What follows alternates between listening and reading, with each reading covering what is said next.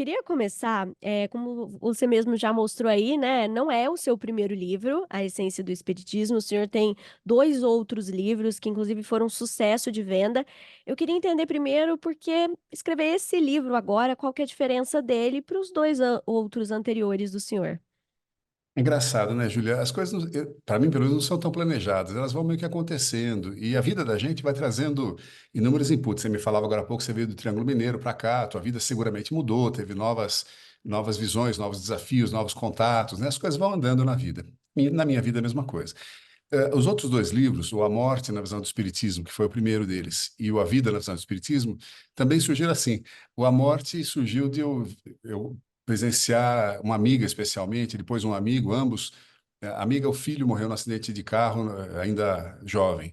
E o amigo, a primeira esposa, morreu também de uma maneira estranha, a filha era adolescente. Então, situações muito traumáticas. Falei, vou escrever um livro sobre como o Espiritismo compreende a morte. Não que qualquer pessoa precise aceitar essa visão da morte, mas é uma visão consoladora, porque tem lógica, né? Então, eu ofereci isso, sobretudo a não espíritas, mas não apenas. E o livro foi bem, vai muito bem até hoje. Aí eu falei, olha, quer saber? Eu acho que eu vou escrever um livro sobre a vida na visão do espiritismo, que é outro aspecto, outro olhar, né? E aí eu abordo aspectos da vida de todos nós, trabalho, família, aborto, eutanásia, casamento, divórcio, essas coisas todas, né? Também foi bem interessante. E agora, esse que você perguntou, que é a essência do espiritismo, que eu lanço agora, já é um outro momento de vida meu e um outro olhar sobre o espiritismo, né? Eu sinto, e várias pessoas que eu conheço do espiritismo também, que o espiritismo no Brasil tem inúmeros méritos, né? Ele é reconhecidamente caridoso. As pessoas falam dos espíritas como caridosos, e de fato são, né? Todo centro espírita faz alguma obra de caridade. Então, entrega cesta básica para famílias que estão necessitando, dá apoio a gestantes carentes, sobretudo adolescentes pobres, eh, faz sopa, distribui na praça, ou sanduíches para moradores em situação de rua, distribui cobertores, uma série de coisas, né? E isso é muito meritório. Mas, no meu entendimento, Júlia, a gente começou no Brasil a ir para um caminho muito da caridade material, muito focado numa religiosidade, o espiritismo que acabou virando religião. E o que eu digo no livro, essa é a primeira, talvez incômodo para alguns no livro, né? Kardec fala não é uma religião, né? E cada vez mais você deve ter acompanhado no censo deste ano, inclusive, deu que está crescendo muito o número de não religiosos. E tem uma outra pesquisa, Júlia, super interessante, do Pew Research Center dos Estados Unidos, final de 2023, que mostra exatamente isso. Um número grande de americanos, se não me engano, 80 milhões de americanos, que se declaram em inglês spiritual but not religious, ou seja, eu sou espiritualizado, me declaro espiritualizado, acho que tem um negócio chamado Deus aí que eu não entendo bem o que é, mas eu não tenho religião nenhuma, não me encaixo nesta religião, nem nesta, nem nesta, nem nesta. Isso está cheio de gente assim. E eu percebo a mesma coisa do espiritismo, né? O espiritismo, como virou uma religião no Brasil, e Kardec fala claramente que não é uma religião, que é uma filosofia de vida, tanto que no túmulo dele em Paris, no Père Lachaise, está lá fundador da filosofia espírita, não fundador da religião espírita, né? Eu cito isso muito no livro. Então, eu achei que era o momento de retomar um pouco esse espiritismo original de Kardec, que tem 160 anos, mas Júlia está atualíssimo. Ele fala da questão do que hoje a gente chama de machismo, né? Na época nem tinha esse nome, né? A esposa dele era muito mais velha que ele fala da importância da mulher que caminha junto com o progresso da humanidade.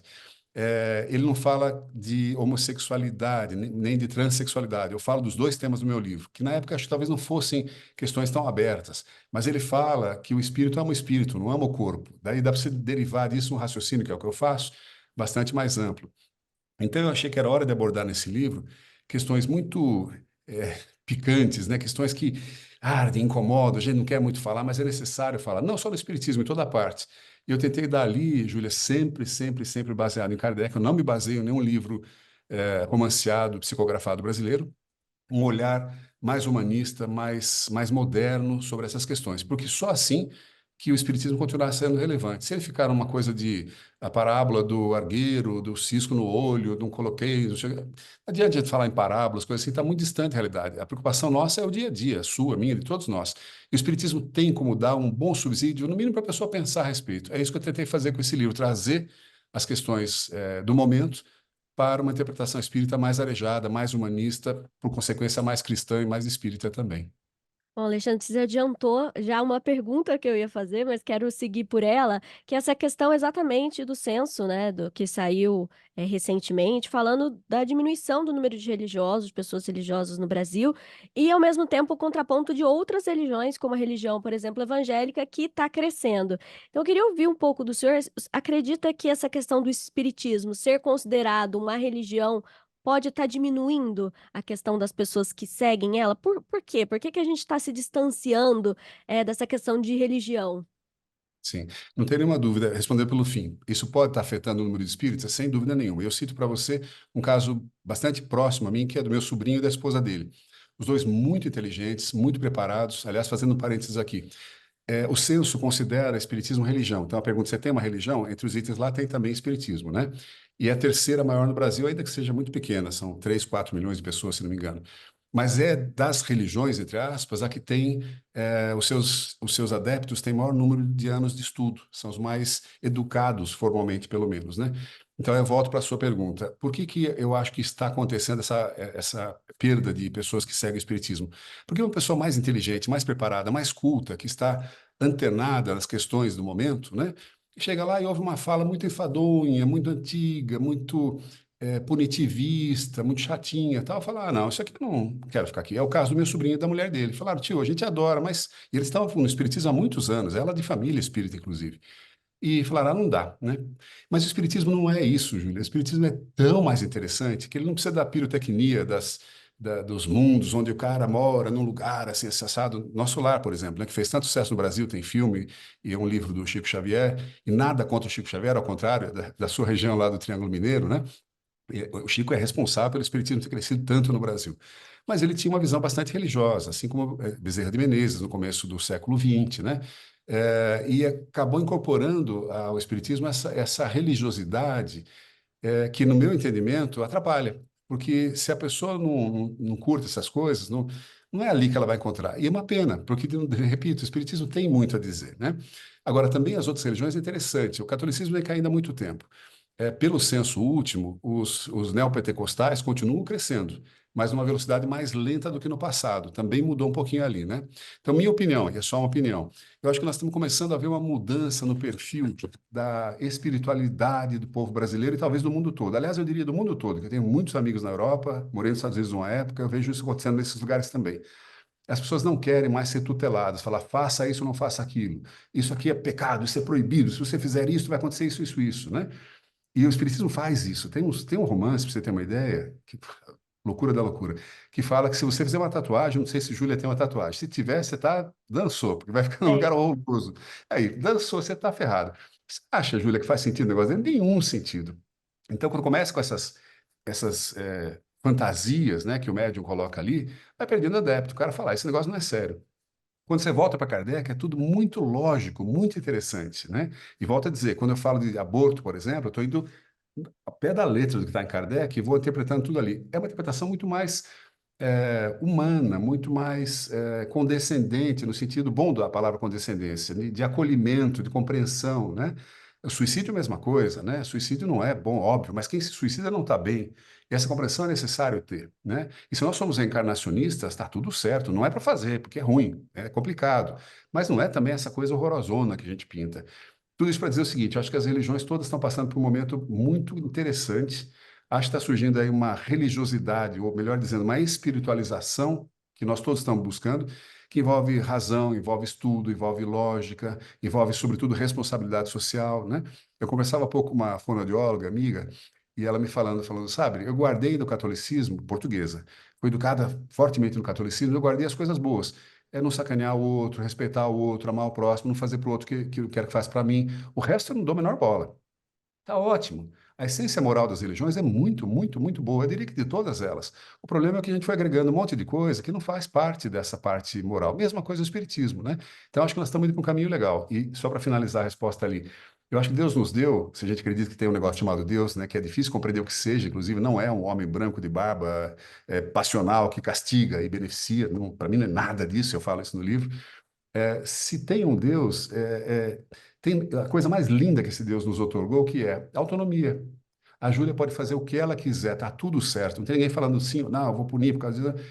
e causa e consequência, né? Se eu sacaneio, eu vou sofrer, não porque vai voltar para mim. No Espiritismo não existe a palavra karma, né? Eu diria que esse Deus não castiga, permite o aprendizado. Então, se eu faço uma coisa complicada, eu vou sentir que não é legal fazer para que eu mude meu comportamento. Mudou o comportamento, parou de sofrer. Tão simples quanto isso, né? Então, você percebe, é uma lógica nesse raciocínio todo, cristalina, lindíssima. É isso que eu tento fazer com esse livro, tirar um pouco da poeira que foi juntando em cima, que prejudica a visão dessa coisa tão linda que é a lógica da filosofia espírita. Perfeito, Alexandre. Outro ponto, eu acho que você já colocou muito bem, essa questão da religião como punição, né? Acho que você apontou super bem, essa coisa de ter um Deus ou uma figura maior que pune, né? E eu achei muito interessante os temas que você aborda no seu livro, porque você traz temas muito polêmicos, inclusive, como o aborto, o suicídio. E isso é uma pergunta que eu queria te fazer. Será que a gente fala tão pouco sobre esses assuntos com medo dessa punição que a religião às vezes impõe? Será que as pessoas dentro da própria religião, o estigma é tão grande que a gente nem sequer fala sobre isso? Acho que sim. E quando eu falo sobre esses temas, eu fico pensando na plateia que está me ouvindo, no centro espírita, há 300 pessoas ouvindo e tal, eu falo, quantas pessoas aqui já não abortaram, estão se sentindo super mal, super culpadas, né? Porque a gente pôs esse peso horroroso. Obviamente, o aborto não é uma coisa boa. Eu não acredito que exista uma pessoa na face da Terra, Júlia, não deve existir, que seja favorável ao aborto. Ninguém é favorável ao aborto. Só que aborto é uma questão que acontece, está aí. E a proibição não evita, né? Eu tenho, no livro do dado, um dos dados públicos do SUS, inclusive, olha que loucura, Júlia. 200 mil leitos hospitalares por ano, vou repetir, 200 mil leitos hospitalares por ano são ocupados por pessoas que fizeram aborto clandestino e tiveram alguma complicação de saúde e estão sendo socorridas lá. Olha a gravidade disso. Fora as que morreram, não foram nem socorridas. Fora as que fizeram aborto clandestino e também não precisaram do socorro. 200 mil leitos por ano. Ou seja, 200 mil quartos de hospitais ou camas de hospital são ocupadas por alguém que precisa de socorro porque fez um aborto clandestino. E aí é feito da forma pior possível, né? Com agulha de tricô envenenada, umas coisas terríveis. Então não é questão de ser favorável ou contrário. Ele existe e acontece. Como é que a gente lida com isso, né? Mas você tem razão, são temas muito espinhosos que a gente procura não falar. Suicídio ninguém fala. Meu próximo livro será sobre suicídio. Não, não será um livro espírita, inclusive. Será um livro não espírita. Vai ter algumas visões das diversas religiões, do catolicismo, do candomblé, da umbanda, do judaísmo e tal, mas e do espiritismo, obviamente, também, mas não é um livro religioso. E esse livro não será, Júlia, sobre prevenção ao suicídio, que já existem vários livros assim. Será um tema que também já tem alguns livros, que é o luto pelo suicídio, ou melhor, acabou de acontecer um suicídio na família. Como é que eu lido com isso aí? É um trauma terrível, uma coisa muito pesada, muito dura. Aquela pessoa que se suicidou não gostava de mim, não me considerou, eu não socorri como eu deveria ter socorrido, eu sou culpado, eu sou culpada, por que será que ele ou ela suicidou-se, né? Essas questões são muito pesadas. Então, o que eu estou fazendo? Pegando pessoas que topem conversar sobre suicídio, que tiveram suicídio na família, para compreender o que ajudou e o que atrapalhou, para tentar ter melhores práticas disso, né? Mas aí, só para responder a tua pergunta novamente, as pessoas não falam de suicídio. Quando eu começo a conversar desse assunto, todo mundo conhece pelo menos um caso, quando mais de um caso. E várias pessoas tiveram na família, mas fui surpreendido várias vezes com isso. Eu conversando com amigos muito próximos, dois. Os dois me falaram uma coisa, meu pai se matou. O outro também, meu pai se matou. Eu falei, gente, eu nunca soube disso, porque ninguém fala. Porque é meio feio falar um negócio desse, né? É que nem você falar que você tem um parente aprisionado. Pô, a população brasileira é enorme, tá cheia de gente que tem parente aprisionado. Ninguém se fala, né? Então, conversar é muito importante. Assim como o outro livro, que conversa sobre a morte, é muito importante, porque também ninguém fala sobre a morte, só que a morte acontece, né?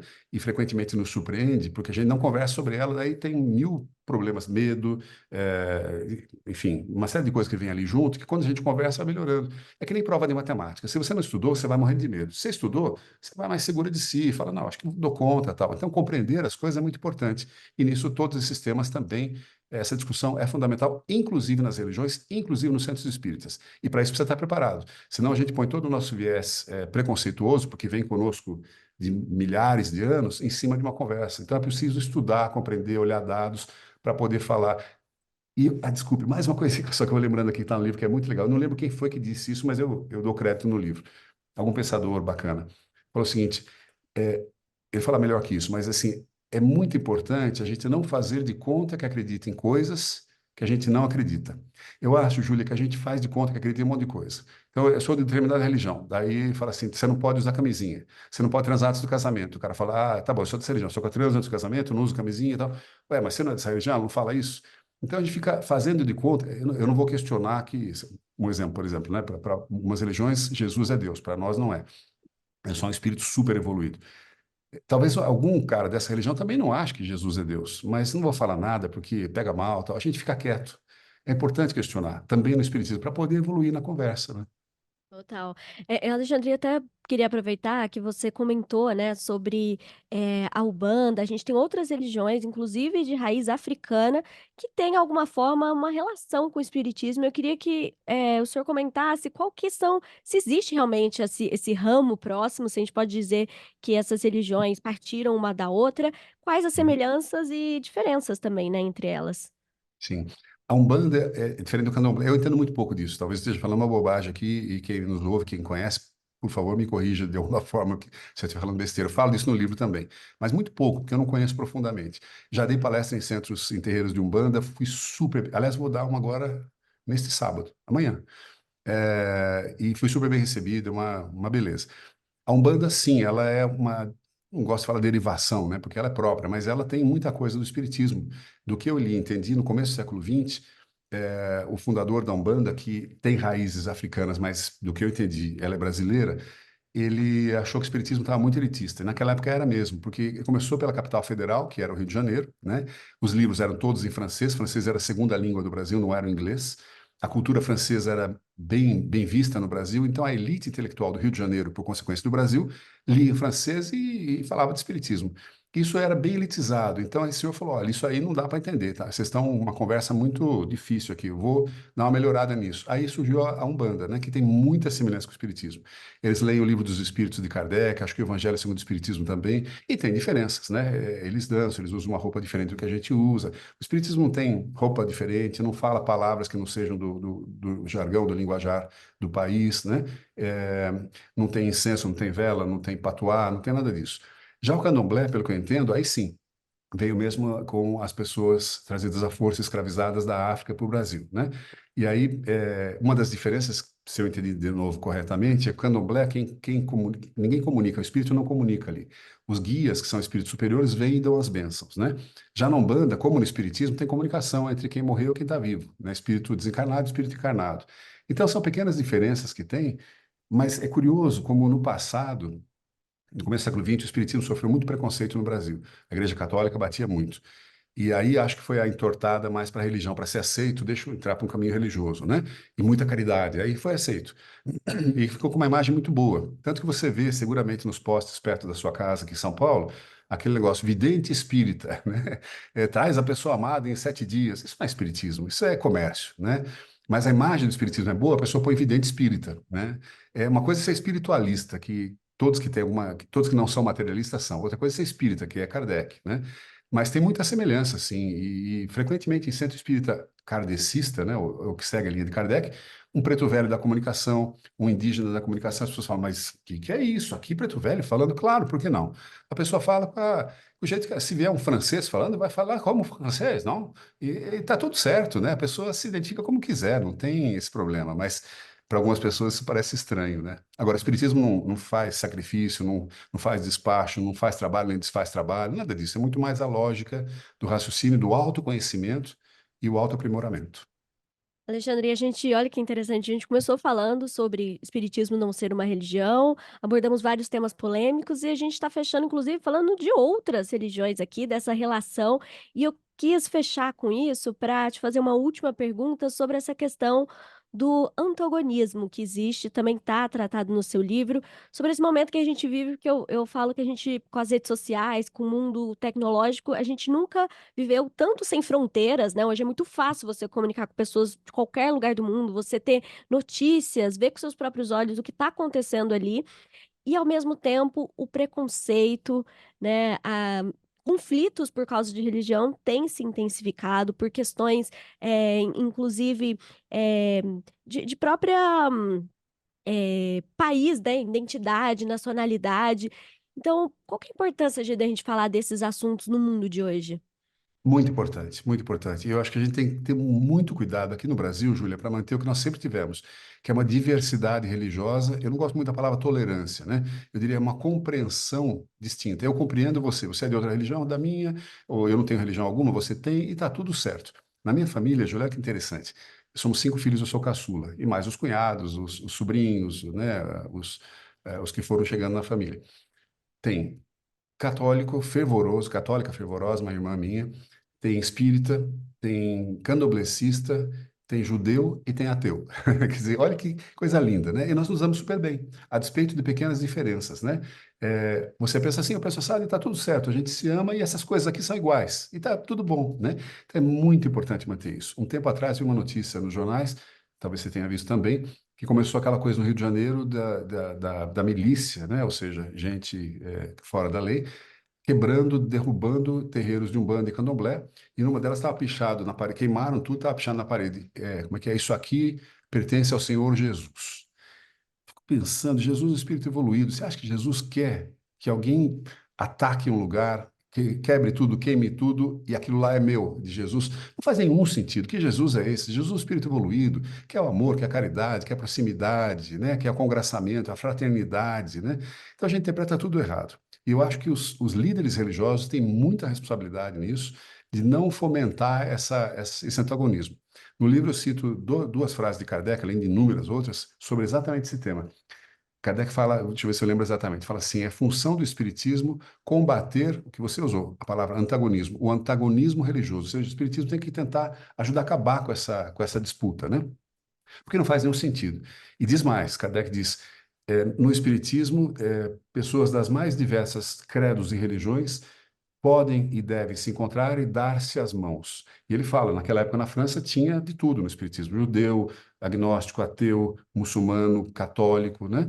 E tem que ser assim. E olha que coisa maluca, quando eu falo isso, os espíritas ficam todos assustados. Está nos livros de Kardec. Ele fala o seguinte: não é para rezar o Pai Nosso no centro espírita. Como assim? Só todo centro espírita reza, né? Por que que ele fala não? Ele explica. Ele fala, você não deve ter nenhum sinal de uma religião específica dentro do centro espírita, porque se for assim, o outro se sente excluído. Faz todo sentido, Júlia. Faz todo sentido. Se eu rezo o Pai Nosso, eu tenho que permitir, por exemplo, que o muçulmano ponha o tapete dele lá e reze para Meca naquela hora X, né? Que o bandista faça o seu cerimonial ali, todo mundo. Então, não, né? Mas a gente aqui foi para um lado religioso muito, muito firme, muito pesado. Então, é duro limpar esse raciocínio para poder ver o espiritismo filosófico, que é, repito mais uma vez, muito lindo, muito lógico. Então a gente tem que ter mais cuidado. E acho que função do espiritismo, espero que o livro contribua com isso, é mostrar que dá para ser todo mundo bem, feliz, e a gente continuar o que sempre foi o Brasil, um país que não tinha essa disputa, ainda não tem, eu acho, mas não pode deixar que ela vá adiante, né? É isso. Alexandre, eu queria pedir para você mostrar aí o livro, fazer um convite para os nossos ouvintes, para os nossos telespectadores que vão estar nos assistindo aí também no YouTube. Fala um pouco Uhum. do livro, a editora, como faz para comprar. Eu fiquei muito curiosa. Que legal. Olha, suspeito, né? Mas eu gostei bastante dele. É curioso que quando a editora começou a editar, ela se entusiasmou com o livro, daí eu fiquei mais entusiasmado. Falei, pô, se ela gostou, então deve ser legal. Mas eu acho muito bacana porque os temas são legais. E não tem nenhum problema em falar isso, até porque 100% dos direitos não vem para mim. Eu dou 100% dos direitos. Todos os livros espíritas meus são doados, né? Então eu faço questão de falar dos livros e tal. O subtítulo dele, Júlia, é Um Olhar Moderno sobre as Grandes Questões da Filosofia Espírita. Eu acho que isso define bem, sabe? E aí você tem aqui esses temas todos que nós falamos. Eu estarei lançando esse livro agora em São Paulo, na quarta-feira, dia 6 de agosto, às 19 horas, no shopping JK Iguatemi, na Livraria da Vila. Então, quem nos ouve, quem nos assiste, quiser estar lá, será para mim uma alegria, um prazer, uma satisfação conhecê-los, conhecê-las e estarmos juntos ali. E no Rio de Janeiro, dia 27 de setembro, num centro espírita lá que me convidou para fazer um lançamento chamado Casa de Francisco de Assis, em Laranjeiras, na rua Alice, número 308, se eu bem me recordo, né? E é isso, você encontra o livro em toda parte, já está em pré-venda, será lançado na quarta, mas já está em pré-venda há algum tempo, na Amazon, na Livraria da Vila, na Livraria Travessa, todas as grandes livrarias têm, e é isso, é só pedir que ele chegue até você daqui a pouquinho, semana que vem já está na mão das pessoas. Alexandre, eu queria te agradecer demais pelo papo. Vai. Falamos de tantos assuntos importantes e diversos, né, ao mesmo tempo, atuais, como o seu próprio livro mesmo diz. Foi uma grande honra. Muito obrigada, viu, pelo papo. Júlio, ao contrário, eu agradeço muitíssimo a você, a Band, que delícia conversar com você, que bom poder conversar mesmo, né? Expor essas coisas, são coisas da nossa vida, do nosso dia a dia, e quanto mais nós conversarmos a respeito, como você bem disse, deixa de ser tabu, né? E as pessoas começam a compreender, volto a dizer, transexualidade é uma grande questão, homossexualidade é uma grande questão, negação da ciência, uma série de coisas estão ali que vale a pena a gente conversar. Pode concordar ou discordar, mas conversar é fundamental. Muito obrigado, Júlia, obrigado a você.